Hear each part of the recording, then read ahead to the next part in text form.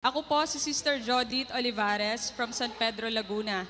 Year 1994 po nang makilala ng nanay ko ang gawain ni Yahweh El Shaddai.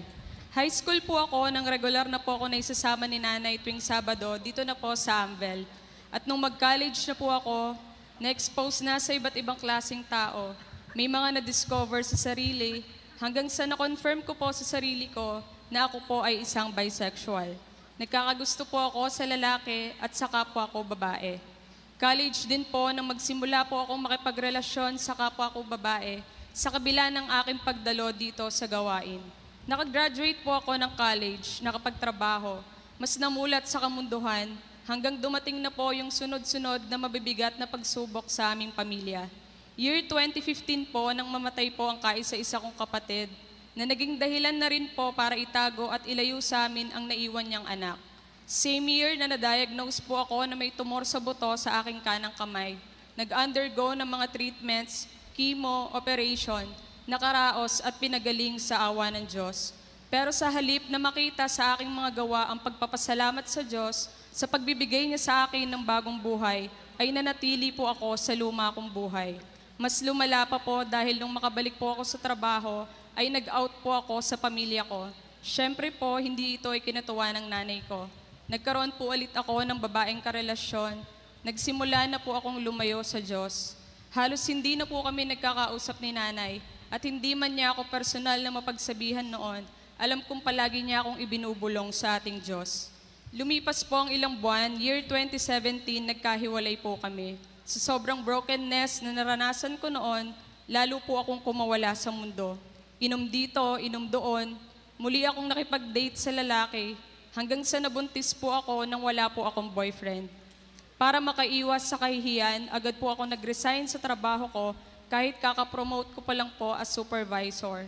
Sa pagkakalugmok ko, wala pong ibang yumakap, dumamay at nag-alaga sa akin ng mga panahong yon, kundi ang mga magulang ko. Sinuportahan po ako ng nanay ko sa lahat. Wala akong ipon, walang source of income, at medyo naging maselan po ang pagbubuntis ko. Isang gabi po, sa ikawalong buwan ng aking pagbubuntis, tandang-tanda ko po ang gabi ng November 18, 2017, araw ng Sabado. Mag-isa lang po ako sa bahay dahil nandito po sa Amvel si nanay. Ako po ay nakikinig noon ng live na gawain sa radyo. Nangingibabaw po ang tinig nyo, Brother Mike, sa katahimikan ng gabing iyon. At ang una nyo pong tanong noon, Brother Mike, sa Find Your Partner ay, are you getting better or getting worse? Hindi ko po yun masagot ng mga oras na yon. Sa patuloy kong pakikinig, nagulat po ako at namangha. Dahil nangusap ka po sa akin, Brother Mike, pinangaralan mo po ako. At the same time, parang kinomfort mo na rin po ako na para bang alam mo na po ang mga susunod na mangyayari sa buhay ko. Bahagi ng aral ng gabing iyon ay ang tungkol sa mga taga-Sodom at Gomora. Doon ka po nag-focus, Brother Mike. Inulit-ulit mo po, hindi mo po ako basta pinatamaan, talagang sapul na sapul po.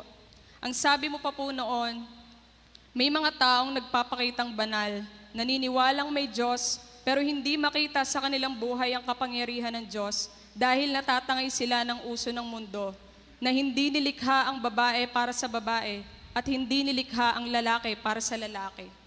Nahiya po ako sa Diyos at sa sarili ko at napaiyak na lang po ako mag-isa. Tinapos ko po ang pakikinig kahit hindi po maganda ang pakiramdam ko. Lunes po ay nagpa-check up po ako sa OB. Hindi po nila mahanap ang heartbeat ni baby.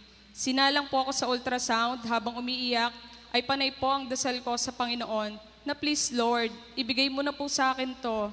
Regalo mo na po sa akin ang batang ito dahil ilang araw na lang po ay birthday ko na. Pangako pong hindi na ako babalik sa dati kong buhay. Ngunit sadyang may mga bagay na pinahihintulot ang ating Diyos para sa higit na ikaayos ng ating buhay. Hanggang sa sinabi na nga po ng doktor na wala na po si baby. Sobrang sakit, pero doon ko po na-realize ang gustong iparating ng ating Diyos sa akin ng gabing nakikinig ako kay Brother Mike, na kahit wala na si baby, ay tuparin ko pa rin ang ipinangako ko sa Diyos, na piliin ko pa rin ang tama, piliin ko na maging tapat sa Kanya sa kabila ng nangyayari sa paligid ko. Dahil ang totoong nagmamahal sa Diyos, anuman ang mangyari, hindi humihiwalay sa Kanyang Diyos. Mula po noon, pinagsisihan kong lahat ng mga naging kasalanan ko. Tinalikuran ko po ang luma kong buhay. Ibinangon po akong muli ni El Shaddai. Nagkaroon po akong muli ng trabaho, isinabuhay ang pag-iika po, at unti-unting natanggap ang mga answered prayers. Ngayon po ay masayang nagpupuri sa Diyos kasama ang aking mga magulang bilang isang pamilya na patuloy na pinatatatag sa pananampalataya sa kabila ng mga pagsubok. Sa akin pong buhay, I've learned to give my heart and my soul to the Lord. Kung dati namumuhay ako para sa mundo, ngayon po ay natutunan kong mamuhay at sinisikap na mamuhay para sa Diyos at nang naaayon sa Kanya. Ako po ay single for the past 8 years, hindi dahil ako po ay bitter, kundi ninais ko po munang maging better sa paningin ng ating Diyos. Brother Mike, maraming salamat po. Isa po ako sa mga naging bunga ng inyong matapang na pagpapahayag ng salita ng Diyos. Kayo po ang ilaw na pinadala ni Yahweh El Shaddai sa kadiliman ng aking buhay. I love you, Brother Mike. Ngayon po, masasagot ko na po ang tanong ninyo 7 years ago. I am better now. To God be the highest glory.